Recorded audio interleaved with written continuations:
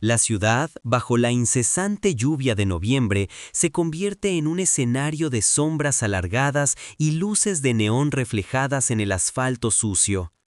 En el distrito comercial, donde la opulencia de los escaparates contrasta violentamente con la decadencia de los callejones traseros, existe un lugar que parece haber quedado atrapado en el tiempo.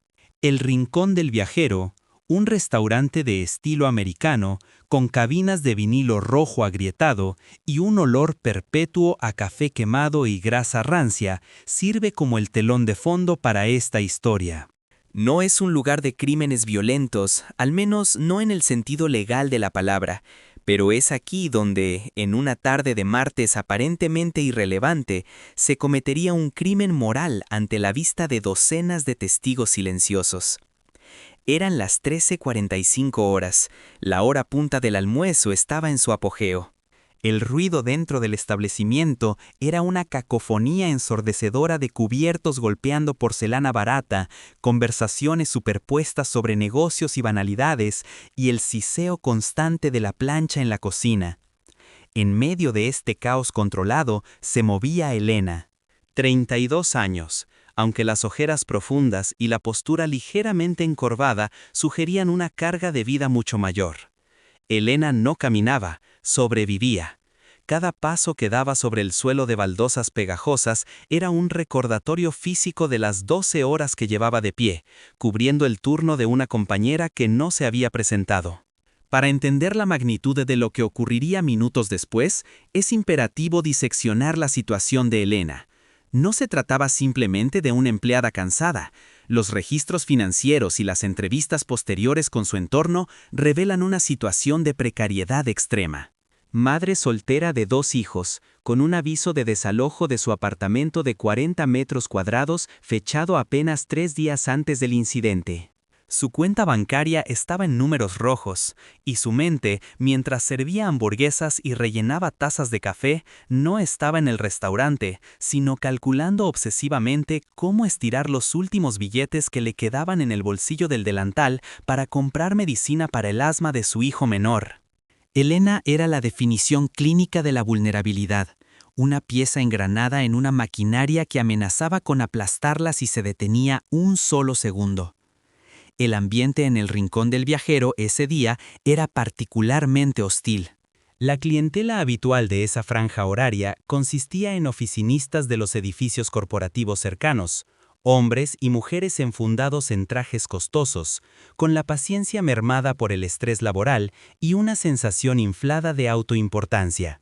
Para ellos, Elena y el resto del personal no eran seres humanos con historias complejas o tragedias personales, eran simplemente mecanismos de entrega de alimentos, invisibles a menos que cometieran un error. La deshumanización era sistemática. Se observaba en la forma en que ni siquiera levantaban la vista de sus teléfonos móviles al pedir, o en cómo chasqueaban los dedos para exigir la cuenta, como si llamaran a un animal doméstico. Fue en este ecosistema de indiferencia y prisa donde la puerta principal se abrió, dejando entrar una ráfaga de viento gélido y lluvia. La campanilla de la entrada sonó, un timbre agudo que normalmente pasaba desapercibido, pero que en esta ocasión pareció marcar un cambio en la presión atmosférica del local. Entró él. Nadie sabía su nombre en ese momento. Para los presentes, no era más que una interrupción visual en su paisaje estético. Un anciano, probablemente rondando los 80 años, cuya figura frágil parecía sostenerse apenas por la fuerza de voluntad.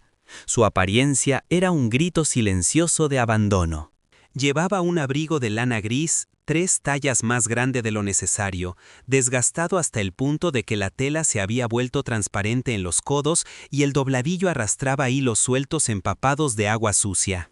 Sus zapatos, o lo que quedaba de ellos, estaban envueltos en bolsas de plástico para evitar que la humedad penetrara en sus pies, un detalle que denotaba una dignidad desesperada por mantenerse seco en un mundo que lo quería mojado y frío.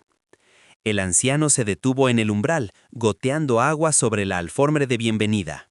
Sus manos temblaban visiblemente, no solo por el frío, sino por una condición neurológica evidente que hacía que sus movimientos fueran espasmódicos e inseguros.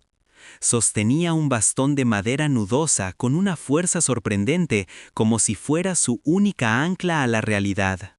Sus ojos, nublados por cataratas, barrieron el local buscando un espacio, no para molestar, sino simplemente para existir. La reacción del restaurante fue inmediata, aunque sutil al principio. El silencio no fue total, pero el volumen de las conversaciones descendió notablemente. Las miradas se desviaron hacia él, cargadas de un juicio instantáneo y severo. En la sociedad moderna, la pobreza visible es a menudo tratada como una ofensa personal, una mancha en la vista panorámica del éxito. Los clientes de las mesas cercanas a la puerta arrugaron la nariz, no porque el hombre oliera mal. De hecho, los informes posteriores indicarían que olía a jabón barato y lluvia, sino por el prejuicio olfativo que asocia la vejez y la pobreza con la suciedad. El anciano dio un paso vacilante hacia el interior. Buscaba una mesa vacía, una pequeña isla de refugio en la esquina más alejada, cerca de la ventana empañada. Su andar era lento, dolorosamente lento. Arrastraba los pies con un sonido rasposo que competía con la música pop que sonaba a bajo volumen en los altavoces. Elena, desde la barra, lo observó. En ese instante se produjo una fractura en su rutina autómata. Mientras sus compañeros de trabajo, dos jóvenes universitarios que trabajaban a tiempo parcial, intercambiaban miradas de burla y rodaban los ojos, Elena sintió una punzada en el estómago. No era lástima, era reconocimiento. Ella vio en ese hombre el fantasma de su propio futuro, o quizás el recuerdo de su propio padre. Vio la soledad. Sin embargo, el gerente del turno, un hombre llamado Roberto, cuya gestión se basaba en la rotación rápida de mesas y la maximización de propinas, ya estaba frunciendo el ceño desde la caja registradora. La instrucción no verbal era clara: no queremos problemas, que no espante a los clientes que pagan. El anciano finalmente llegó a la mesa de la esquina. El proceso de sentarse fue una batalla contra su propia anatomía. Sus articulaciones crujían y tuvo que apoyarse pesadamente en la mesa, haciendo que los cubiertos vibraran. Al acomodarse, sacó del bolsillo de su abrigo un pañuelo de tela impecablemente planchado a pesar de la decrepitud de su atuendo, y se secó la cara mojada por la lluvia. Luego, con una meticulosidad casi ceremonial, comenzó a contar unas monedas que extrajo de otro bolsillo profundo. Monedas de bajo valor, cobre y níquel. El sonido metálico de las monedas cayendo sobre la mesa de fórmica atrajo aún más atención. Un ejecutivo en la mesa contigua, un hombre de unos 40 años con un reloj que costaba más que el salario anual de Elena, soltó una risa despectiva. «¡Increíble!», dijo el ejecutivo en voz alta, asegurándose de sus compañeros de mesa lo escucharan. «Ahora esto es un comedor de beneficencia. Se me quitó el apetito». La crueldad, cuando es aceptada socialmente, se contagia como un virus. Otros clientes comenzaron a murmurar. «Deberían sacarlo», susurró una mujer. «¿Qué?», preguntó otro. El ambiente se cargó de una electricidad estática negativa. El anciano, ajeno o quizás inmune por años de costumbre a estos comentarios, seguía contando sus monedas. Una a una. 1, 2, 3 pesos. No tenía suficiente ni para el café más barato del menú.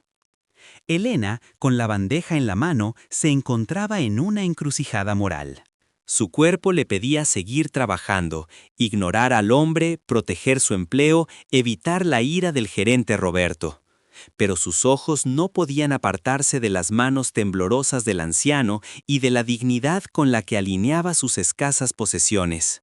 La tensión en el restaurante no provenía de un arma o de una amenaza física, sino de la colisión inminente entre dos mundos, el de los que tienen todo y creen merecer más, y el de los que no tienen nada y solo piden un momento de paz.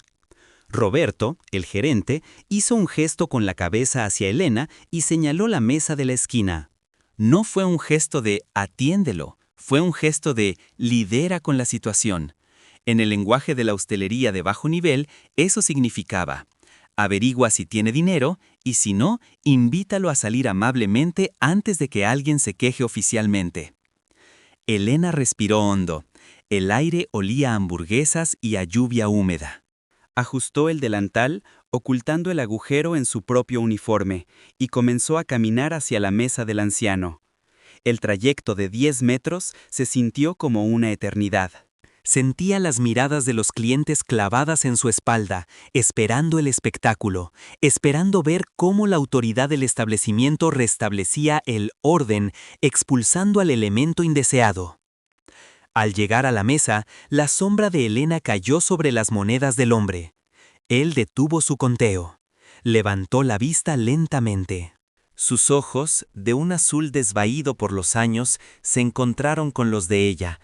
No había malicia en ellos, ni tampoco la vergüenza que Elena esperaba encontrar. Había una calma inquietante, una profundidad que sugería que este hombre había visto cosas que harían temblar a los ejecutivos engreídos de las mesas vecinas. «Buenas tardes, señor», dijo Elena, su voz temblando ligeramente, no por miedo, sino por la contención emocional. «¿Desea ordenar algo?» El anciano no respondió de inmediato. Su mirada se desvió hacia el vaso de agua que Elena había colocado instintivamente frente a él, un acto de cortesía básica que iba en contra de la política de «no agua sin consumo» del gerente. Él sonrió, una sonrisa pequeña que apenas movió las arrugas profundas de sus mejillas. «Solo estoy contando, hija. Solo estoy contando». Su voz era ronca, como si no la hubiera usado en días. «No sé si me alcanza para una sopa caliente. Hace mucho frío afuera». La honestidad brutal de la declaración golpeó a Elena.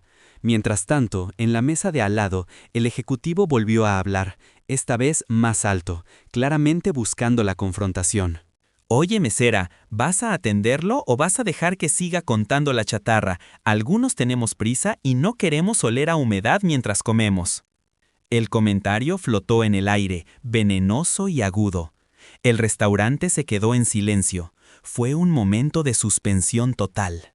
El anciano bajó la cabeza, avergonzado por primera vez, y su mano temblorosa intentó cubrir las monedas, como si quisiera ocultar su pobreza de la vista de los depredadores. Elena sintió que el calor subía por su cuello. La fatiga, el estrés de las deudas, la preocupación por sus hijos, todo se cristalizó en una bola de fuego en su pecho. Miró al ejecutivo, luego miró al anciano, y finalmente miró a Roberto, el gerente, que observaba desde la distancia con los brazos cruzados, esperando que ella hiciera lo correcto según las normas del negocio. Pero lo que estaba a punto de suceder no seguiría ningún manual de empleados. La estructura de la realidad cotidiana en El Rincón del Viajero estaba a punto de romperse. La vulnerabilidad de Elena y la del anciano habían entrado en resonancia. El anciano, con movimientos lentos, volvió a meter la mano en el bolsillo interior de su abrigo. No en el bolsillo donde tenía las monedas, sino en otro, más profundo, más protegido, cercano a su corazón. El movimiento fue distinto, ya no había temblor, había propósito. Los clientes observaban, Elena observaba, el tiempo parecía dilatarse. La lluvia golpeaba con fuerza contra el cristal, como si la naturaleza misma quisiera entrar para presenciar lo que ese hombre, despreciado y humillado, estaba a punto de revelar. No era un arma, no era dinero. Era algo mucho más desconcertante en ese contexto de hostilidad y materialismo. Pero antes de que el objeto saliera a la luz, es necesario entender el peso del silencio que precedió al acto. Un silencio que juzgaba, un silencio que condenaba. En ese restaurante, en ese preciso instante, la humanidad se había dividido en dos bandos, y la batalla estaba a punto de comenzar. Elena, la mesera pobre que apenas podía sostener su propia vida, estaba a punto de convertirse en la única línea de defensa de un desconocido, sin saber que ese anciano tenía el poder de cambiar el curso de su destino con lo que guardaba en su bolsillo. El escenario estaba listo, los protagonistas estaban en sus marcas, la rutina se había roto. Y la verdadera historia, la que dejaría a todos sin palabras, estaba a un solo movimiento de distancia. La tensión en el aire se había vuelto irrespirable, densa como el humo de un cigarrillo barato en una habitación sin ventilación. El reloj en la pared marcaba las 13:52.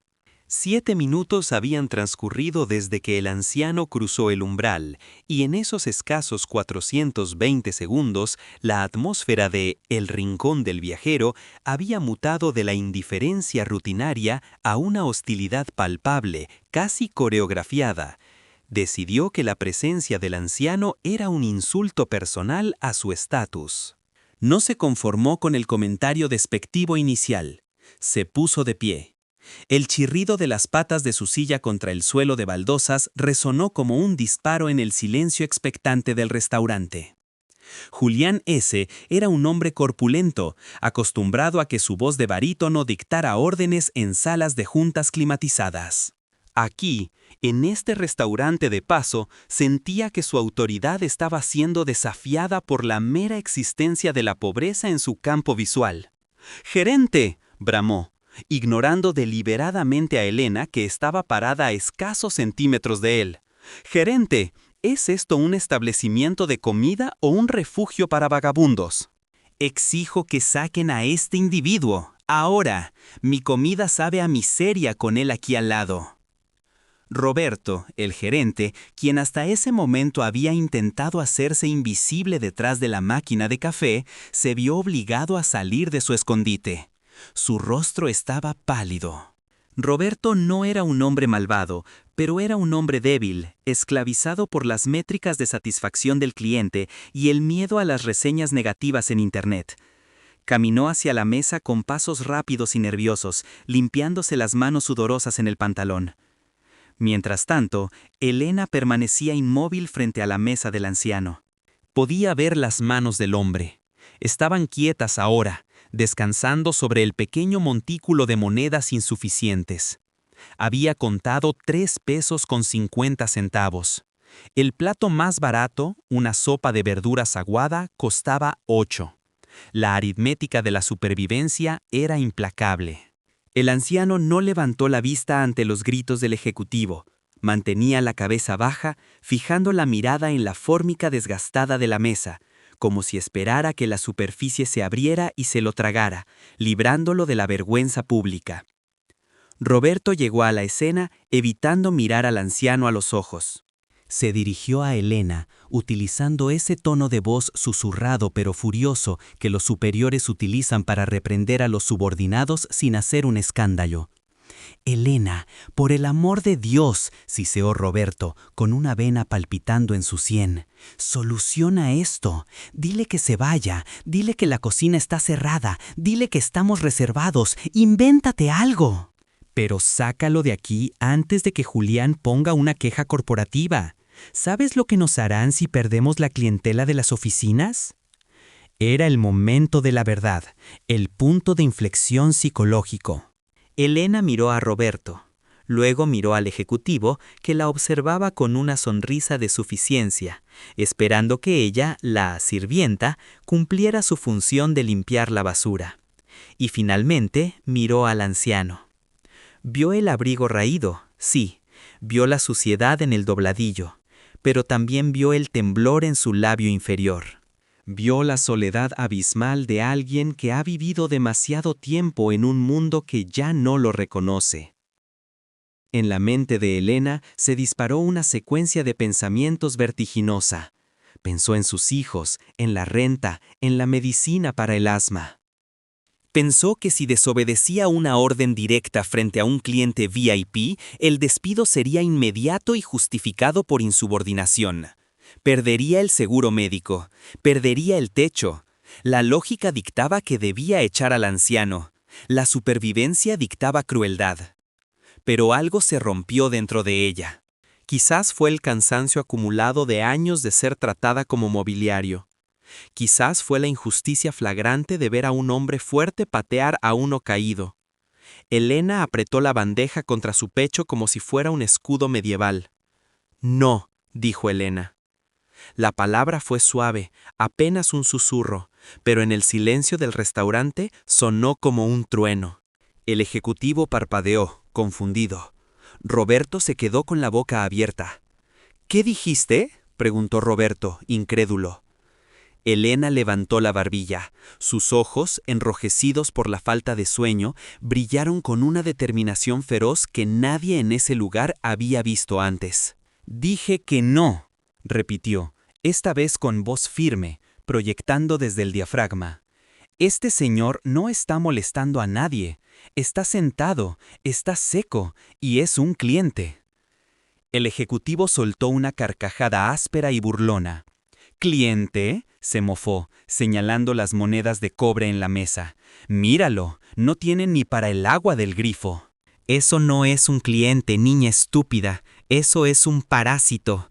Y tú eres igual que él si lo defiendes, seguro hueles igual cuando te quitas ese uniforme barato».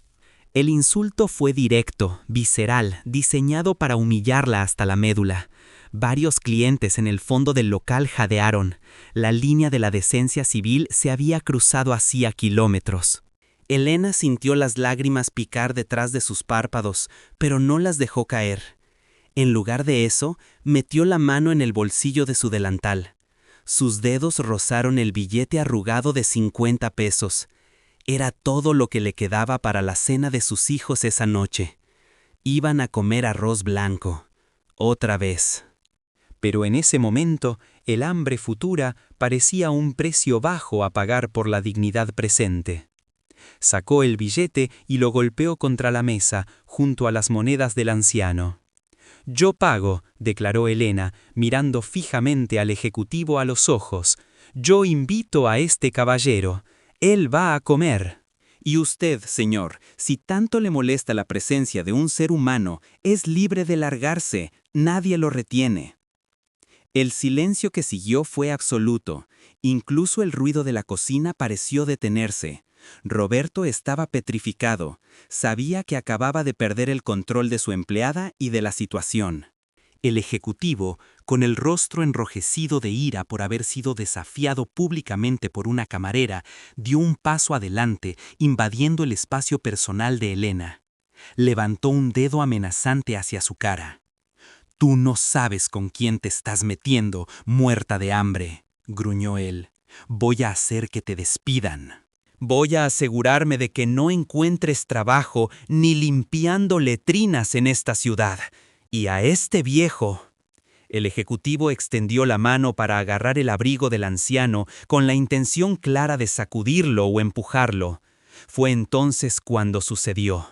El anciano, que había permanecido estático como una estatua de dolor durante todo el intercambio, se movió. Fue un movimiento sorprendentemente rápido para alguien de su aparente fragilidad. Su mano derecha, nudosa y manchada por la edad, se disparó y atrapó la muñeca del ejecutivo en el aire justo antes de que tocara su abrigo. El agarre fue férreo. El ejecutivo intentó tirar de su brazo, pero el anciano no lo soltó. Hubo un momento de shock. Los ojos del anciano se levantaron. Ya no estaban nublados por la vergüenza. Había un acero frío en ellos, una autoridad que trascendía la ropa sucia y la pobreza. «Suficiente», dijo el anciano. Su voz ya no era un rasquido débil, era profunda, resonante, una voz acostumbrada a ser escuchada en medio del caos. «No toques a la dama, y no me toques a mí». Soltó la muñeca del ejecutivo con un empujón despectivo. El hombre de traje retrocedió, tropezando ligeramente, más por la sorpresa que por la fuerza del empujón. Se frotó la muñeca, mirando al viejo con una mezcla de miedo y confusión. ¿Cómo podía tener esa fuerza un indigente? El anciano se giró lentamente hacia Elena. La miró con una ternura infinita, ignorando por completo al gerente y al agresor. «Gracias, hija», dijo suavemente, pero no gastes tu dinero en mí, guárdalo para los tuyos. Sé que lo necesitas. Pero señor, empezó Elena con la voz quebrada. No, la interrumpió él con amabilidad. He permitido que las apariencias dicten esta situación por demasiado tiempo. A veces, uno olvida quién es cuando el mundo se esfuerza tanto en recordarte lo que pareces. Con una calma metódica que contrastaba con la histeria latente en el restaurante, el anciano llevó su mano, no al bolsillo de las monedas, sino al interior de su abrigo hacia ese bolsillo secreto sobre el corazón que había protegido de la lluvia. La sala contuvo el aliento. En la era moderna, un movimiento hacia el interior de un abrigo en medio de una confrontación dispara todas las alarmas primitivas del cerebro reptiliano. El ejecutivo retrocedió otro paso, con los ojos desorbitados. Susurró alguien desde una mesa lejana. Roberto levantó las manos en un gesto de pánico defensivo. Elena no se movió. Estaba hipnotizada. No sentía miedo del anciano, solo una curiosidad abrumadora y una extraña sensación de que estaba presenciando algo sagrado. La mano del anciano emergió lentamente. No sostenía una pistola, no sostenía un cuchillo. Sostenía un pequeño estuche de cuero negro desgastado por décadas de roce, con las esquinas peladas mostrando el material crudo debajo. Era un objeto antiguo, cuidado con una devoción obsesiva. Con dedos que habían dejado de temblar milagrosamente, el anciano colocó el estuche sobre la mesa, apartando las monedas de poco valor con el dorso de la mano. El sonido del estuche al tocar la mesa fue un golpe seco y pesado, indicando que lo que había dentro tenía una densidad significativa. El anciano buscó un pequeño broche en el lateral del estuche y lo presionó. La tapa se levantó con un leve chasquido mecánico. Elena se inclinó hacia adelante, incapaz de resistirse. El ejecutivo, impulsado por la curiosidad morbosa, también estiró el cuello. La luz fluorescente del restaurante cayó directamente sobre el contenido del estuche, haciéndolo destellar con un brillo que parecía fuera de lugar entre las manchas de grasa y la melancolía del local. Lo que Elena vio la dejó sin aliento. Sus manos volaron a su boca para ahogar un grito de asombro. Dentro del estuche, descansando sobre una cama de terciopelo azul oscuro que había perdido parte de su color, había dos objetos. El primero era una fotografía en blanco y negro, pequeña, de bordes dentados, protegida por un plástico amarillento. Mostraba a un hombre joven, increíblemente apuesto, con uniforme militar, de pie junto a una figura histórica inconfundible, un presidente de décadas pasadas, estrechándole la mano en los jardines de la Casa Blanca. El parecido entre el joven soldado y el anciano sentado en la mesa era innegable. La misma mandíbula, la misma mirada intensa. Pero fue el segundo objeto el que congeló la sangre de todos los presentes y silenció incluso el zumbido de la nevera. Era una medalla, no una medalla cualquiera que se compra en una tienda de empeño. Era una estrella de oro invertida, suspendida de una cinta azul celeste, salpicada con 13 estrellas blancas. El metal brillaba con una pureza desafiante, y la inscripción en el reverso, aunque ilegible desde la distancia, emanaba un peso histórico aplastante. Era la Medalla de Honor, la condecoración militar más alta que la nación podía otorgar. Un símbolo de valentía extrema, de sacrificio más allá del deber, reservada para aquellos que habían caminado por el infierno y habían regresado, o para aquellos que murieron en el intento. El ejecutivo palideció visiblemente. Su arrogancia se drenó de su rostro como agua por un desagüe. Él, que había juzgado al hombre por la calidad de su abrigo de lana, ahora se daba cuenta de que estaba parado frente a un monumento viviente. Un hombre que, según las estadísticas, pertenecía a un grupo selecto de héroes nacionales. El anciano acarició el borde de la medalla con su pulgar, un gesto íntimo, cargado de memorias de fuego y sangre. Luego levantó la vista hacia el ejecutivo, quien ahora parecía encogerse dentro de su costoso traje italiano. «Me llamaron capitán una vez», dijo el anciano, con una voz que resonó con la autoridad de 1000 campos de batalla. «Y defendí el derecho de hombres como usted a comer en paz y a decir estupideces. Pero nunca, jamás defendí el derecho a humillar a quienes le sirven». Luego miró a Helena. La dureza en sus ojos se derritió, reemplazada por una gratitud profunda. «Esta medalla», continuó, señalando el oro en la mesa, «abre muchas puertas, hija, puertas que ni siquiera imaginas. Y hoy la he sacado porque tú, sin uniforme, sin armas y sin respaldo, mostraste más valor en 5 minutos defendiendo a un viejo inútil que el que muchos hombres mostraron bajo fuego enemigo». Helena no podía hablar. Las palabras se le habían atascado en la garganta. La realidad del restaurante se había invertido. El mendigo era un héroe, el ejecutivo rico un villano insignificante, y ella, la mesera invisible, acababa de ser reconocida por la máxima autoridad moral en la sala. Pero el anciano no había terminado. Metió la mano en el estuche, debajo del terciopelo donde reposaba la medalla, y extrajo un papel doblado en 4 partes. Era un papel grueso con membrete oficial y parecía reciente. Lo desdobló con cuidado y lo puso sobre la mesa, junto a la medalla. «No tengo dinero para la sopa en mis bolsillos, es cierto», admitió el anciano alisando el documento. «Porque todo lo que tengo está aquí». Helena bajó la mirada.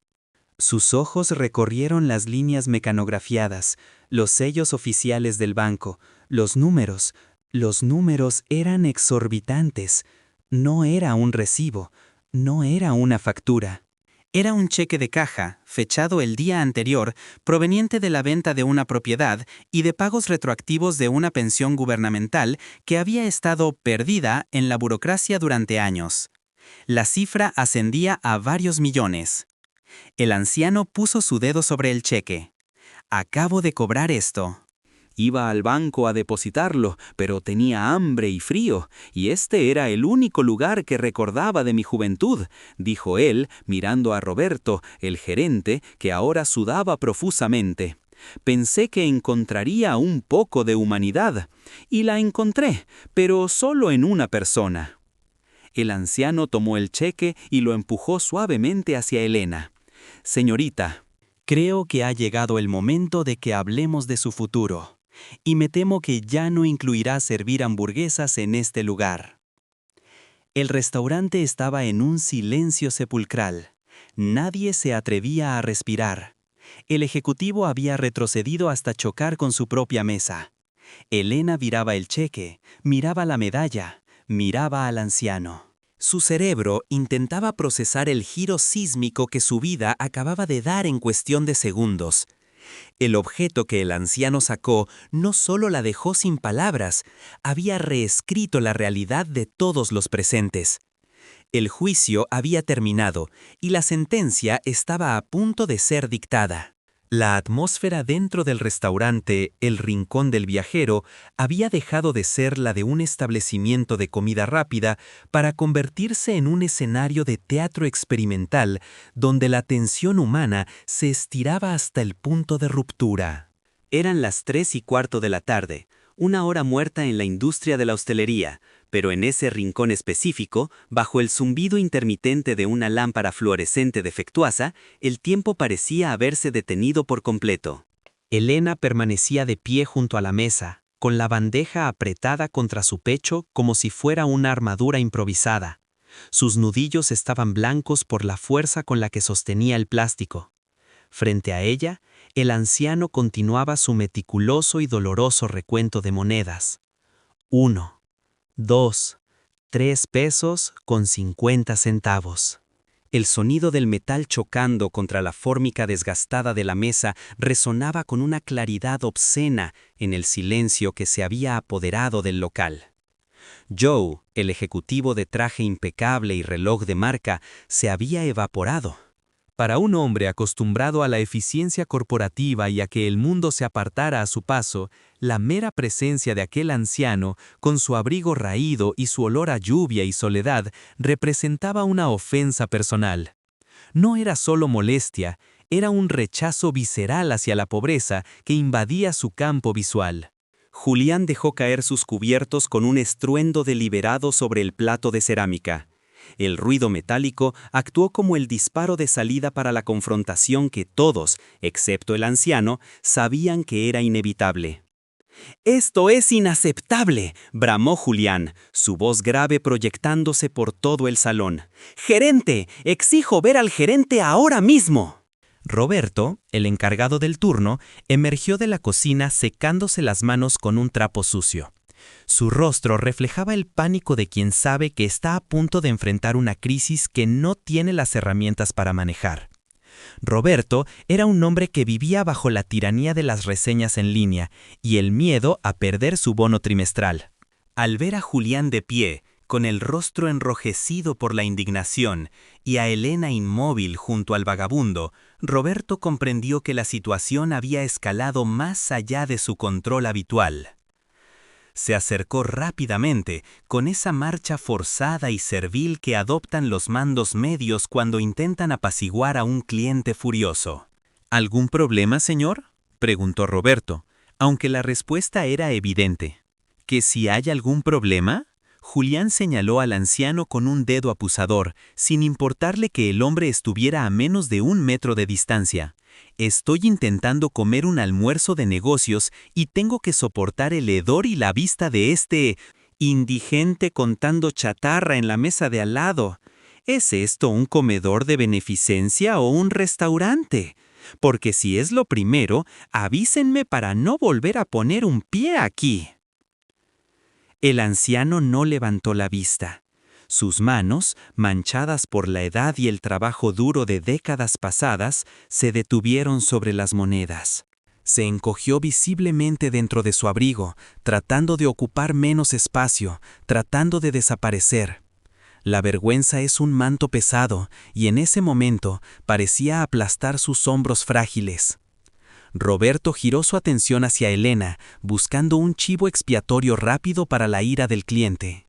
«Elena, te dije que te encargaras», siseó Roberto, bajando la voz para que solo ella lo oyera, pero con una intensidad venenosa. «Sácalo, ahora. Dile que nos reservamos el derecho de admisión. Dile lo que sea, pero haz que se vaya antes de que este señor llame a la oficina central». Fue en ese preciso instante cuando la realidad de Elena se fracturó. Podía ver la salida fácil: obedecer, echar al viejo a la lluvia, disculparse con el ejecutivo y asegurar su empleo. Tenía deudas, tenía hijos, tenía un alquiler atrasado. La lógica de la supervivencia dictaba crueldad. Pero entonces miró las manos del anciano. Temblaban. No por el frío, sino por la humillación. Y en ese temblor, Elena reconoció el mismo miedo que ella sentía cada fin de mes. Algo se encendió en su interior, una brasa de dignidad que el cansancio y la pobreza no habían logrado extinguir. «No», dijo Elena. La palabra fue suave, apenas un susurro, pero cayó en el restaurante con el peso de una sentencia. Roberto parpadeó, incrédulo. «¿Qué dijiste?». Elena levantó la vista. Sus ojos, cansados y rodeados de ojeras, brillaron con una determinación feroz. «Dije que no, no lo voy a echar», repitió, esta vez con voz firme. «Este señor no está molestando a nadie. Está sentado, está seco, y es un ser humano. Si el problema es el dinero». Elena metió la mano en el bolsillo de su delantal. Sus dedos rozaron el billete de 50 pesos que guardaba celosamente. Era el dinero para la cena de sus hijos: arroz y frijoles, quizás un poco de leche. Sacrificar ese billete significaba hambre en su propia casa. Pero la alternativa, sacrificar su humanidad, le pareció repentinamente un precio mucho más alto. Sacó el billete arrugado y lo golpeó contra la mesa, junto a las monedas del anciano.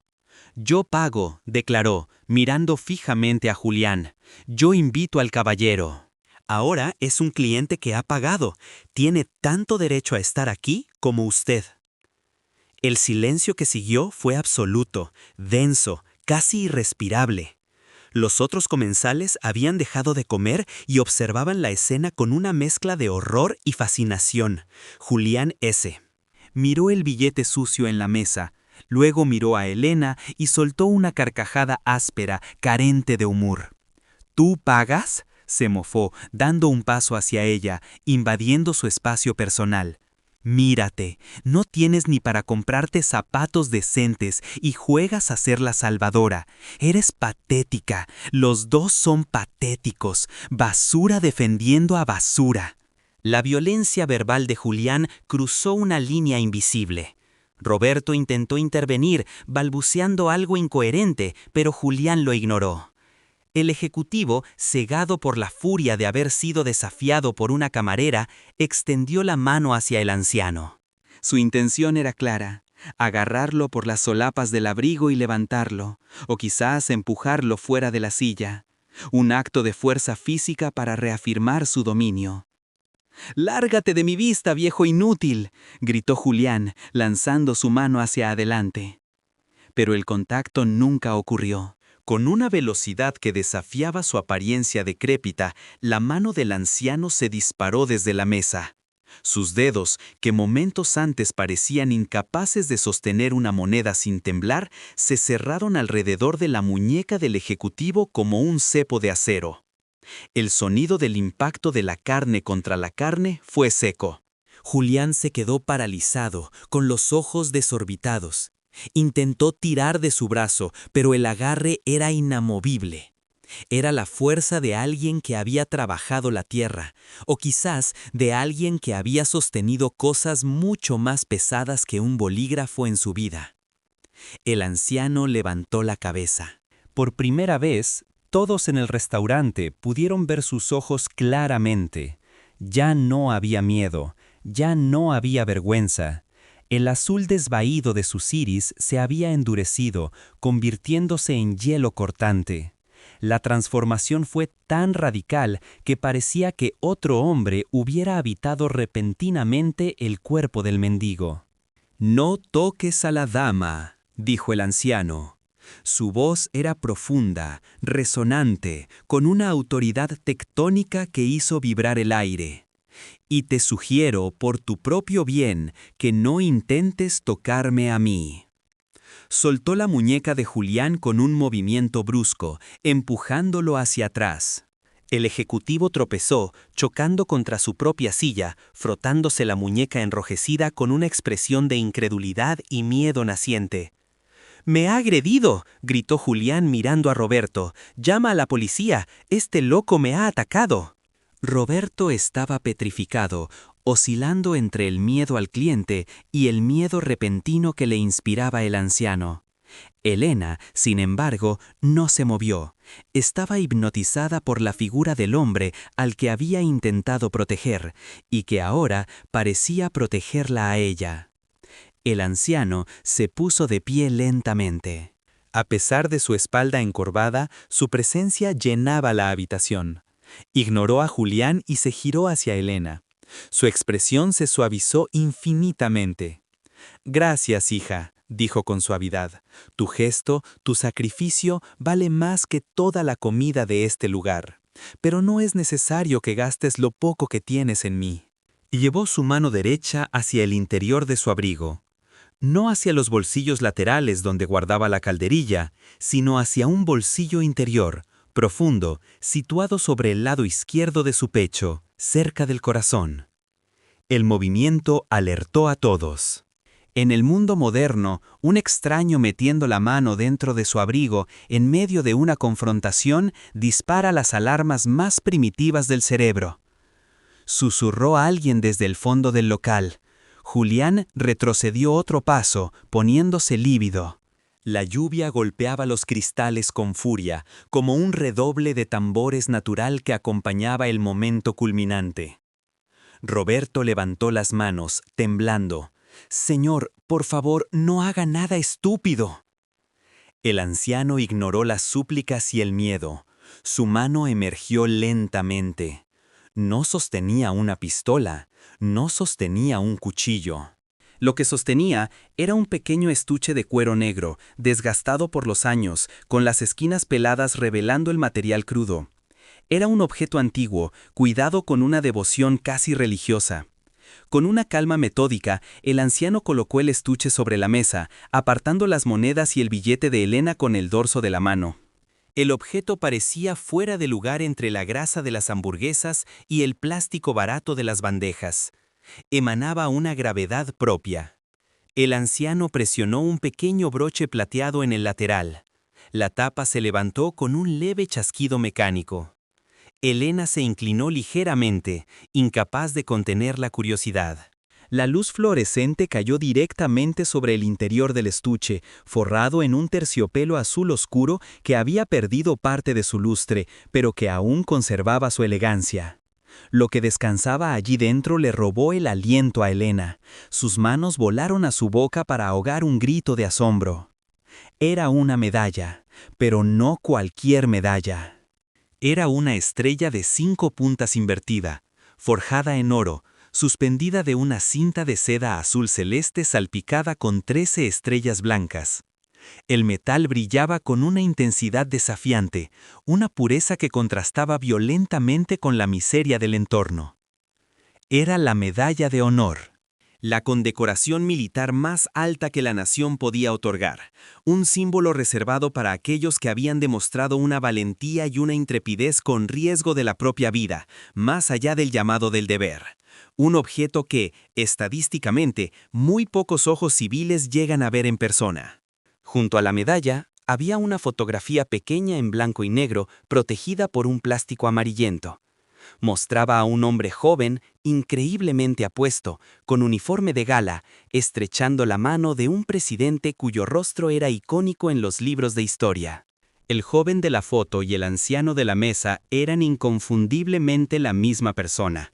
La misma mandíbula cuadrada, la misma mirada penetrante que parecía atravesar el lente de la cámara.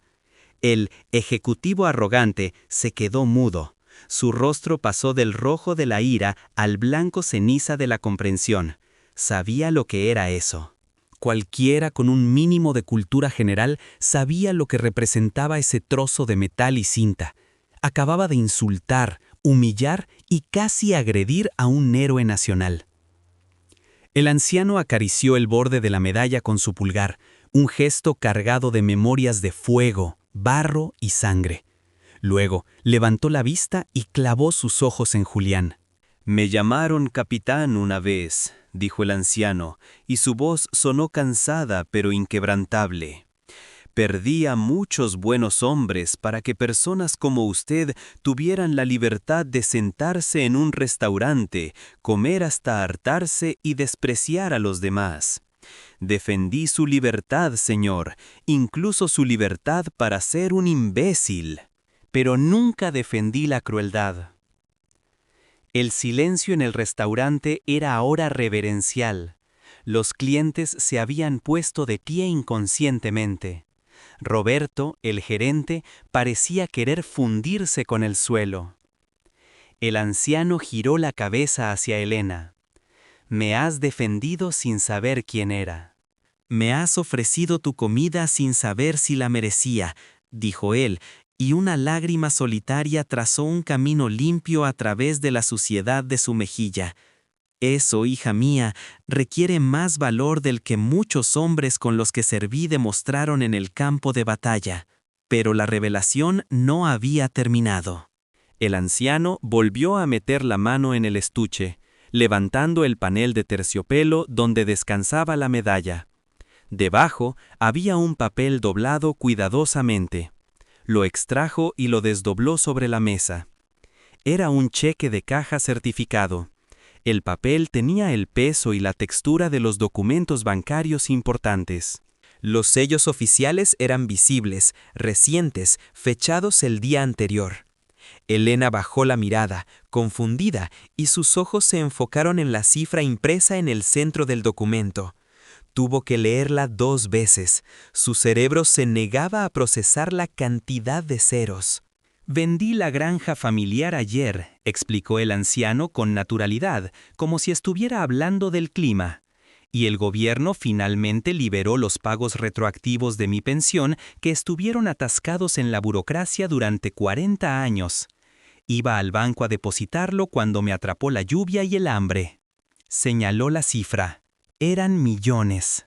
Una cantidad que podría comprar el restaurante entero 10 veces y aún sobraría para vivir 3 vidas de lujo.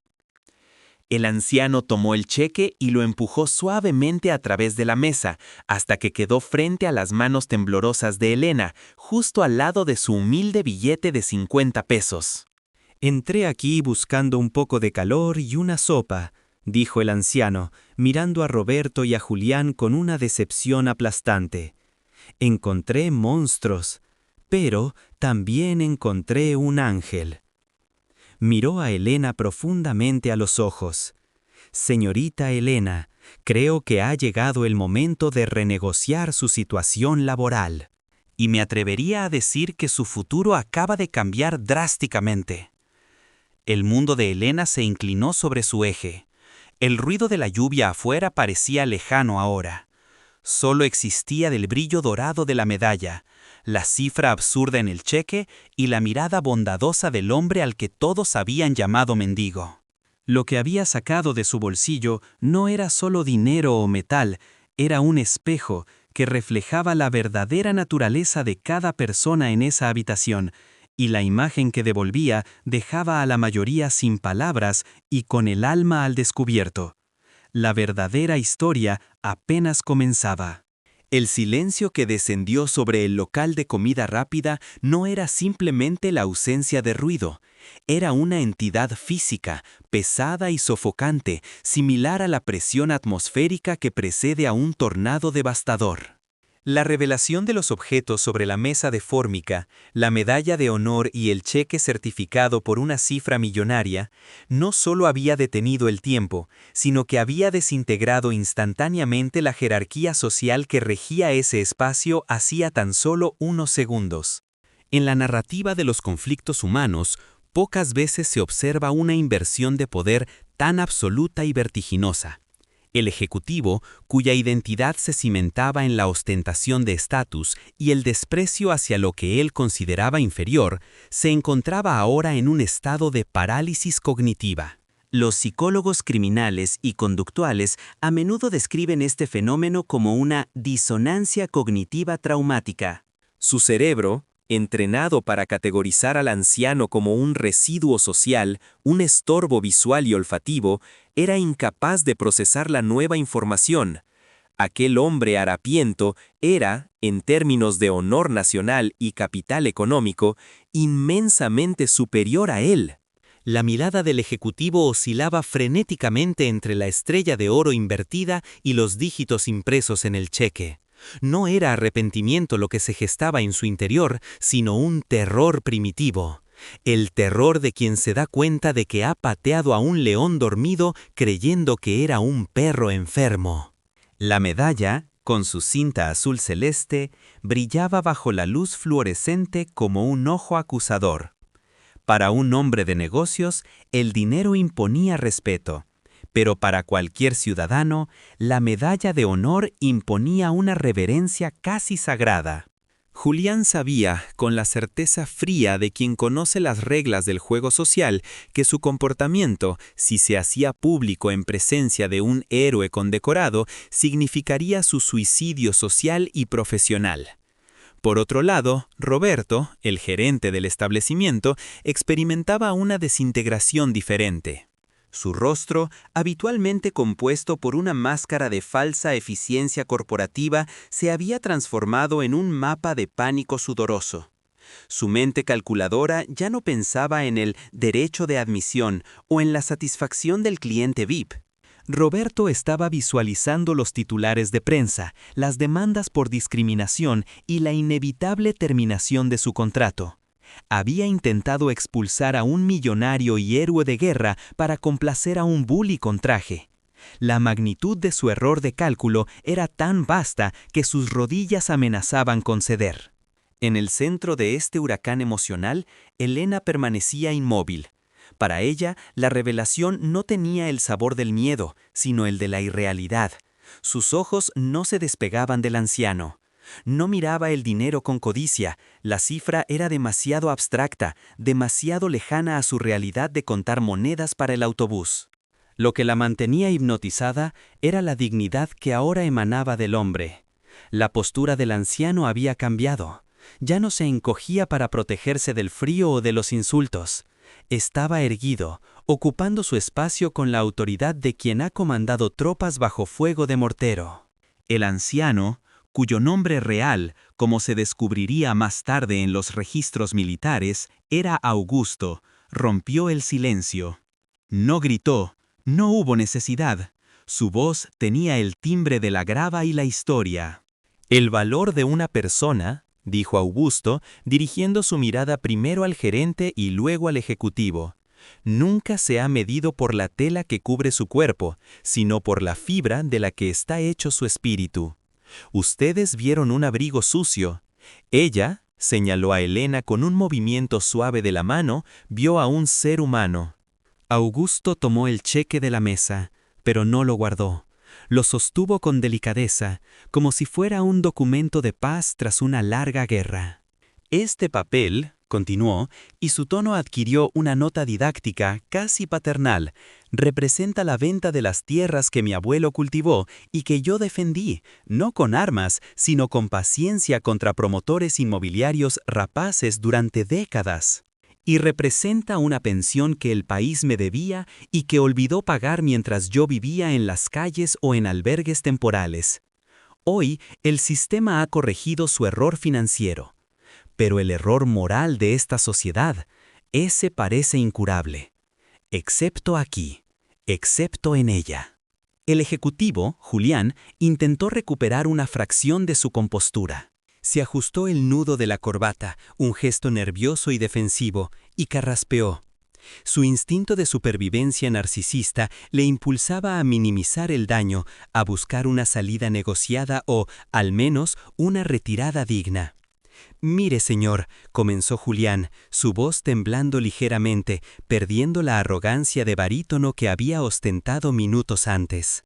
«Quizás hubo un malentendido.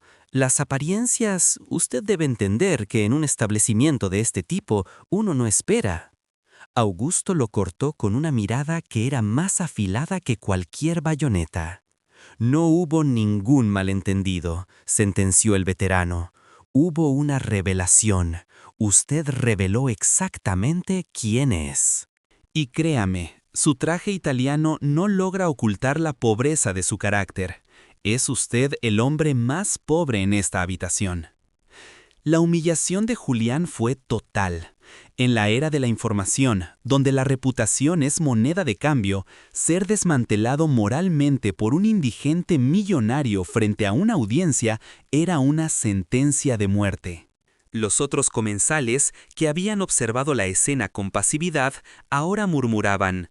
Algunos habían sacado sus teléfonos móviles discretamente, grabando el desenlace. La narrativa había cambiado de «vagabundo molesta a empresario» a «héroe de guerra desenmascara a tirano». Fue entonces cuando el sonido de sirenas, que había estado creciendo de fondo, se detuvo abruptamente frente al restaurante. Las luces rojas y azules de una patrulla de policía rebotaron contra las ventanas empañadas por la lluvia, tiñendo el interior del local con un estroboscopio de urgencia. Roberto, el gerente, sintió un alivio momentáneo que se transformó rápidamente en un nuevo tipo de horror. Recordó que, en el punto álgido de la tensión, antes de que el anciano sacara el estuche, él mismo había presionado el botón de pánico silencioso bajo el mostrador, y Julián había exigido la presencia de las autoridades alegando agresión. La policía estaba allí porque ellos los habían llamado para arrestar a la víctima.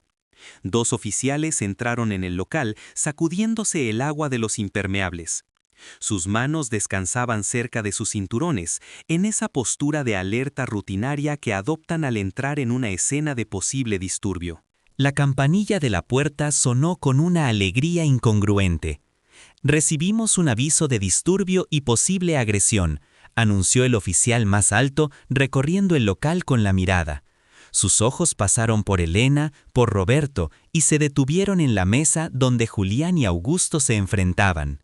Julián, viendo una oportunidad para revertir la narrativa usando la burocracia, dio un paso adelante. «Oficiales, gracias a Dios, este hombre», señaló Augusto, «me agredió físicamente, me agarró del brazo, es inestable, exijo que lo saquen de aquí inmediatamente». El oficial frunció el ceño y avanzó hacia la mesa. Sin embargo, su atención no se centró en las acusaciones del ejecutivo, sino en los objetos que reposaban sobre la superficie grasienta. Su mirada se clavó en la estrella de oro invertida y la cinta azul celeste. El cambio en la postura del policía fue inmediato y eléctrico. Como ex militar, reconocía ese símbolo al instante.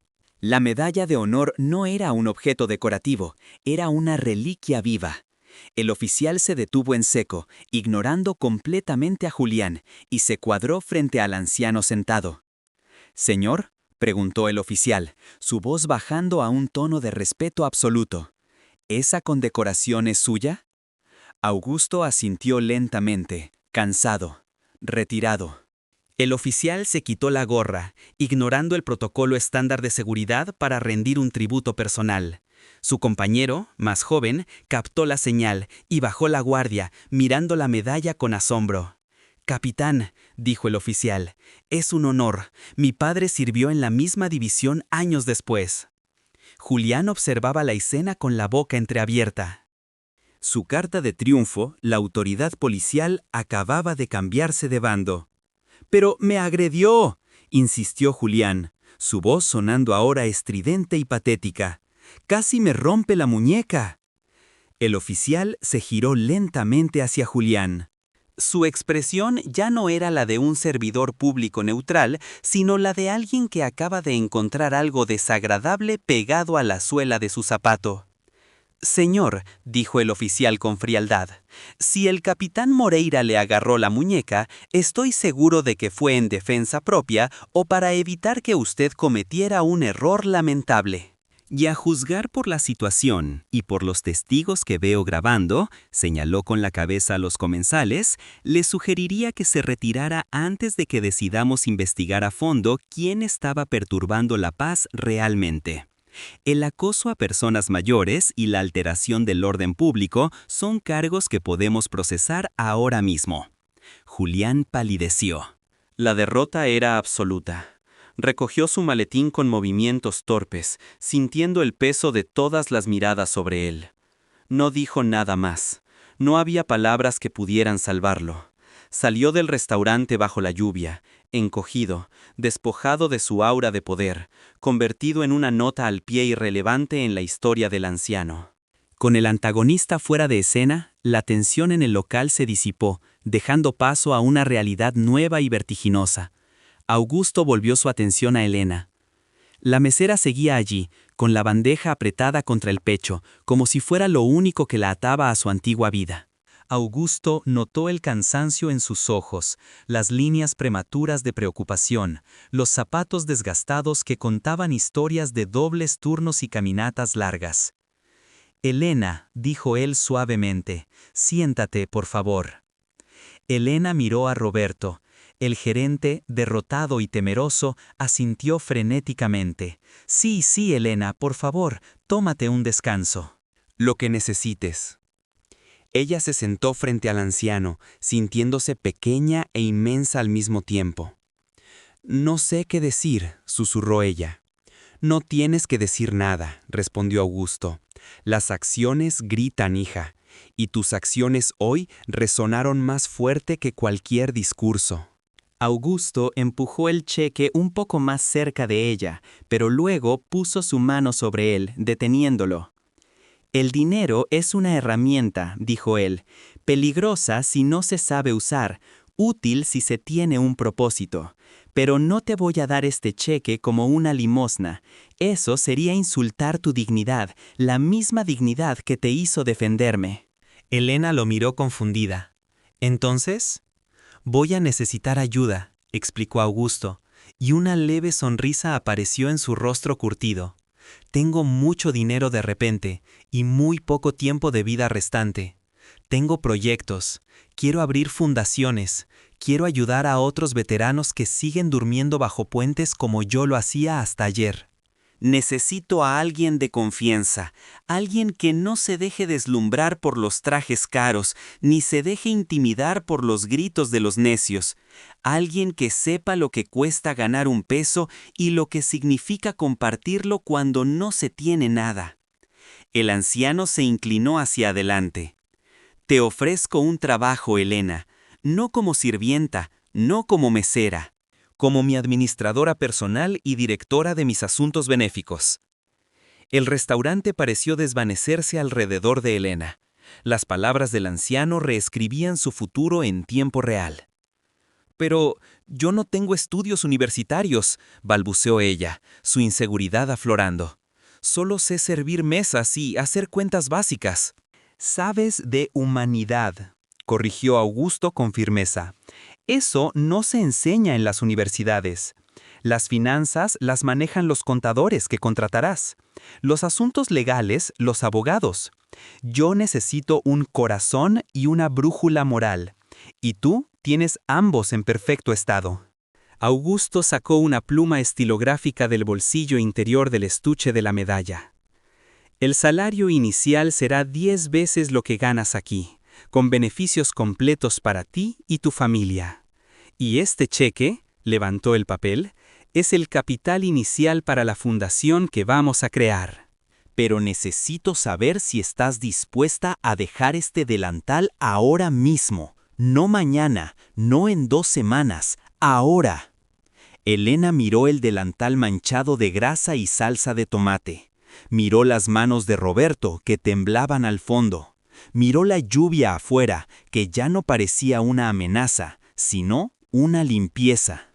Pensó en sus hijos, en las deudas, en el miedo constante a que se cortara la luz.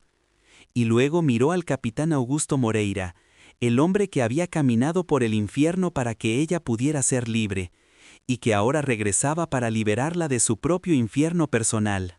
Lentamente, con una solemnidad ritual, Elena desató el nudo del delantal en su espalda. El lazo cedió fácilmente. Se lo quitó por la cabeza y lo dobló con cuidado sobre la mesa, junto a la medalla de honor. El contraste entre la tela sucia del uniforme y el oro puro de la condecoración era la imagen perfecta del puente que acababa de cruzar. «Acepto, capitán», dijo Elena, y por primera vez en años su voz no temblaba de miedo, sino de esperanza. Augusto asintió, cerrando el estuche de la medalla con un clic suave pero definitivo. «Entonces vámonos», dijo el anciano, poniéndose de pie. «Tenemos mucho trabajo que hacer. Y creo que lo primero es conseguir una cena decente en un lugar donde nos traten como personas». Juntos, la ex mesera y el ex mendigo caminaron hacia la salida. Al pasar junto a Roberto, el gerente no se atrevió a levantar la vista. Se había convertido en parte del mobiliario, un espectador irrelevante en el ascenso de aquellos a quienes había intentado oprimir. Sin embargo, mientras salían a la calle y la puerta se cerraba tras ellos, amortiguando el ruido del restaurante, quedaba una interrogante en el aire. La historia había dado un giro de cuento de hadas, sí, pero en el mundo real, las acciones tienen ramificaciones legales y sociales complejas. La caída de Julián y la negligencia del restaurante no quedarían simplemente en una anécdota. El video grabado por los clientes ya estaba subiendo a la red, extendiéndose como un incendio forestal digital. Lo que Elena y Augusto no sabían aún era que su salida del restaurante no marcaba el fin del conflicto, sino el comienzo de una tormenta mediática que sacudiría los cimientos de la ciudad y pondría a prueba su nueva alianza de formas que ninguno de los dos podía imaginar. El mundo estaba a punto de conocer al capitán y a su defensora. Y la sociedad, hambrienta de justicia poética, no se conformaría solo con un final feliz, exigiría retribución. La lluvia que había servido de telón de fondo para el drama dentro del restaurante cesó poco después de que Elena y el capitán Augusto Moreira cruzaran el umbral hacia el exterior. Pero la tormenta verdadera, la que no dependía de la meteorología sino de la meteorología y los algoritmos sociales, apenas estaba formándose. En la era moderna, la justicia ya no se dicta únicamente en los tribunales, a menudo se imparte, de manera sumaria y brutal, en el tribunal de la opinión pública. Mientras el anciano y su nueva protegida buscaban un lugar tranquilo para cenar, lejos del olor a grasa rancia y prejuicios, el video grabado por el adolescente en la mesa 3 comenzaba su ascenso meteórico en la red. El archivo, tembloroso y granulado, capturaba con una claridad moral devastadora los 3 actos cruciales: la humillación infligida por Julián, la intervención valiente de la mesera y la revelación final del capitán. Titulado simplemente "El mendigo era un héroe", el video acumuló 100.000 visitas en la primera hora. Al amanecer, la cifra rozaba los 10 millones. La sociedad, a menudo acusada de apatía, reaccionó con una furia volcánica. El anonimato de Julián S. duró menos de lo que tarda en enfriarse un café. Los detectives de Internet, esa masa informe y coordinada de usuarios indignados, identificaron al ejecutivo mediante el logotipo de su empresa visible en el maletín y el reconocimiento facial básico. Para cuando Julián llegó a su oficina a la mañana siguiente, intentando mantener la normalidad de su rutina privilegiada, su vida digital ya había sido desmantelada.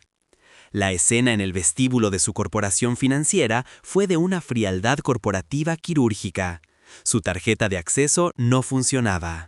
La luz roja en el torno de seguridad parpadeó con una sentencia muda. 2 guardias de seguridad, hombres que Julián había ignorado durante años al pasar, lo escoltaron no hacia su oficina con vista a la ciudad, sino a una sala de conferencias en la planta baja. Allí, el director de recursos humanos y un abogado de la firma lo esperaban con una carta de despido por conducta deshonrosa que daña la reputación de la empresa. No hubo negociación. No hubo paracaídas dorado. La viralidad del video había convertido a Julián en un activo tóxico que ninguna junta directiva estaba dispuesta a mantener. Al salir del edificio, con sus pertenencias personales en una caja de cartón, una ironía visual que no escapó a los fotógrafos de prensa congregados afuera, Julián experimentó en carne propia la marginación que había proyectado sobre Augusto horas antes. Los gritos de "cobarde" y "abusador" lo siguieron hasta que logró meterse en un taxi. Su carrera, construida sobre décadas de despiadada escalada social, se había evaporado por 5 minutos de crueldad grabada. El exilio social de Julián S. fue absoluto. Su nombre se convirtió en un sinónimo de prepotencia, una advertencia viviente para aquellos que creen que el estatus es un escudo contra la decencia. Pero la onda expansiva no se detuvo en el agresor. El restaurante, escenario pasivo y cómplice del incidente, enfrentó su propio juicio. Roberto, el gerente que había priorizado el protocolo sobre la humanidad, se encontró en el centro de un boicot masivo. La franquicia nacional, desesperada por distanciarse del desastre de relaciones públicas, cerró la sucursal por tiempo indefinido para reentrenamiento del personal. Roberto fue despedido silenciosamente, y su rostro, inmortalizado en el video como el burócrata cobarde que quería echar al héroe, le cerró las puertas de la industria de servicios en toda la región. El local permaneció cerrado durante meses, con sus ventanas cubiertas de carteles y flores dejadas por ciudadanos anónimos en honor al capitán Moreira, convirtiendo el sitio de comida rápida en un extraño santuario improvisado, a la dignidad olvidada. Lejos del caos mediático, en una oficina tranquila con olor a caoba y libros antiguos, la transformación de Elena estaba en marcha. No fue un proceso de cuento de hadas instantáneo. La realidad es más compleja y laboriosa. Los primeros días fueron abrumadores. Elena, acostumbrada a la urgencia física de servir mesas y limpiar derrames, se encontró navegando por el laberinto abstracto de la burocracia legal y financiera. Augusto, sin embargo, demostró ser un mentor tan paciente como lo había sido como estratega militar. No la dejó sola. Se sentaba con ella durante horas, explicándole la diferencia entre un fideicomiso y una donación directa, enseñándole a leer el carácter de las personas no por su ropa, sino por sus intenciones. Manejar una fundación es como comandar un pelotón, Elena, le decía Augusto mientras revisaban los planos para un nuevo albergue de veteranos. Tienes recursos limitados, una misión clara y vidas que dependen de tus decisiones. El miedo que sientes no es debilidad, es la señal de que te importa lo suficiente como para no equivocarte. La Fundación Escudo y Esperanza nació oficialmente 3 meses después del incidente. Su misión era clara: localizar, rehabilitar y dignificar a veteranos de guerra que, como Augusto, habían caído en las grietas del sistema. El capital inicial, proveniente de los pagos retroactivos y la venta de la granja de Augusto, fue gestionado con una prudencia férrea bajo la supervisión de Elena. La mujer que antes temía mirar a los ojos a los clientes ricos, ahora se sentaba en mesas de negociación con alcaldes y directores de hospitales, exigiendo mejores condiciones para sus beneficiarios. El cambio en Elena no fue solo estético. Aunque la ropa de calidad y el descanso adecuado habían borrado años de fatiga de su rostro, fue un cambio ontológico. Había descubierto su voz. La misma voz que usó para detener a Julián en el restaurante, ahora se usaba para detener injusticias sistémicas. Uno de los primeros casos de éxito de la fundación fue emblemático. Encontraron a un antiguo operador de radio de la Marina viviendo en un coche abandonado bajo un puente de la autopista sur. Elena fue personalmente al lugar. No envió a un trabajador social, fue ella, vestida con ropa práctica, y se sentó en el suelo junto al coche. Habló con el hombre no desde la altura de la caridad, sino desde la horizontalidad de la comprensión. Le contó sobre Augusto, le habló de la sopa fría y la medalla de oro. Cuando el hombre finalmente aceptó la ayuda, no fue por el dinero, sino porque reconoció en Elena a alguien que entendía el lenguaje del sufrimiento y la redención. Mientras tanto, la salud del capitán Moreira comenzó a declinar. Era un desenlace inevitable que ambos sabían que llegaría. Los años de intemperie, de mala alimentación y el peso de las viejas heridas de guerra cobraron su precio. Pero esta vez, el final no fue solitario ni frío. Augusto pasó sus últimos meses en una suite cómoda en una residencia asistida que la fundación había adquirido, rodeado de respeto y, lo más importante, de afecto. Elena lo visitaba todos los días después del trabajo, a menudo acompañada de sus hijos, quienes habían adoptado al capitán como el abuelo que nunca tuvieron. Le leían historias, escuchaban sus anécdotas del frente y, en las tardes de domingo, simplemente se sentaban en silencio, compartiendo esa paz que solo existe entre personas que se han salvado mutuamente. La tarde en que Augusto falleció, llovía suavemente, un eco lejano de la tormenta que los había unido. Se fue en sueños, con la tranquilidad de un soldado que ha cumplido su última misión y ha asegurado el perímetro para los que quedan atrás.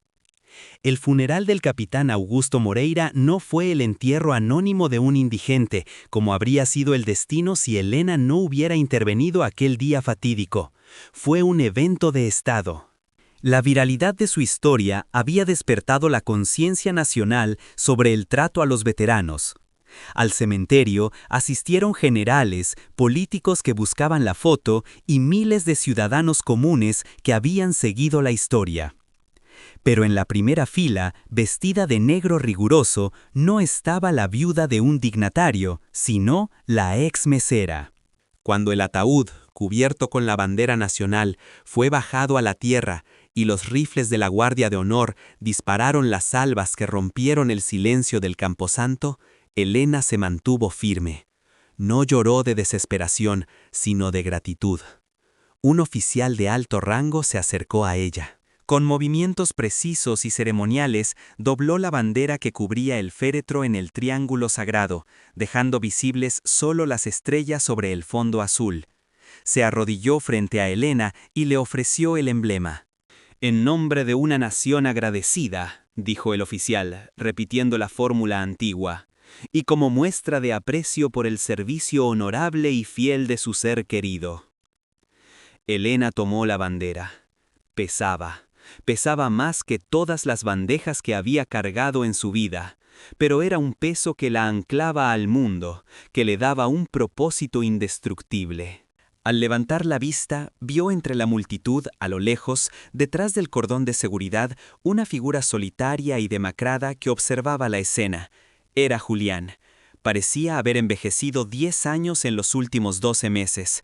Llevaba ropa barata y tenía la postura de un hombre derrotado. Sus miradas se cruzaron por un instante. En los ojos de Helena no hubo odio, ni siquiera lástima. Hubo una indiferencia absoluta. Julián ya no era el villano de su historia, era simplemente un fantasma del pasado, un catalizador necesario para una reacción química que había cambiado el mundo. Julián bajó la mirada y se dio la vuelta, desapareciendo entre las lápidas, consumido por la irrelevancia. Años después, el legado de ese encuentro fortuito en un restaurante de comida rápida seguía expandiéndose. La Fundación Escudo y Esperanza se había convertido en un referente nacional. Helena, ahora una mujer madura y respetada, daba conferencias sobre liderazgo ético y responsabilidad social. El restaurante original fue finalmente demolido. En su lugar se construyó un pequeño parque urbano. En el centro del parque no había una estatua grandilocuente del capitán con un arma en la mano. En su lugar había una escultura de bronce a escala real, una mesa sencilla, 2 sillas. En una silla, un hombre mayor con un abrigo gastado. En la otra, una mujer joven con uniforme de mesera, inclinándose hacia él con una expresión de escucha atenta. La placa en la base del monumento no enumeraba las batallas ganadas por el capitán ni los millones donados. La historia de la mesera y el mendigo se convirtió en una leyenda urbana moderna, estudiada en escuelas y citada en sermones. Pero para Helena nunca fue una leyenda. Fue la prueba empírica de que el universo, en sus extraños mecanismos de compensación, a veces coloca la llave del destino en el bolsillo de un abrigo sucio, esperando que alguien tenga la decencia de no mirar hacia otro lado. El documental concluye aquí, pero la resonancia de los hechos perdura. Nos obliga a preguntarnos, cada vez que cruzamos la mirada con alguien en la calle, con alguien que la sociedad ha decidido ignorar, ¿a quién tenemos realmente enfrente? ¿A un extraño invisible o a un héroe disfrazado esperando ser descubierto? La respuesta, como aprendió Helena y como olvidó Julián, define no quiénes son ellos, sino quiénes somos nosotros. La cámara se aleja lentamente de la escultura de bronce bajo la luz dorada del atardecer. La ciudad sigue su ritmo frenético alrededor del pequeño oasis de silencio. La lluvia empieza a caer de nuevo, limpiando el bronce, haciéndolo brillar eternamente. Fin de la transmisión. Fin de la transmisión.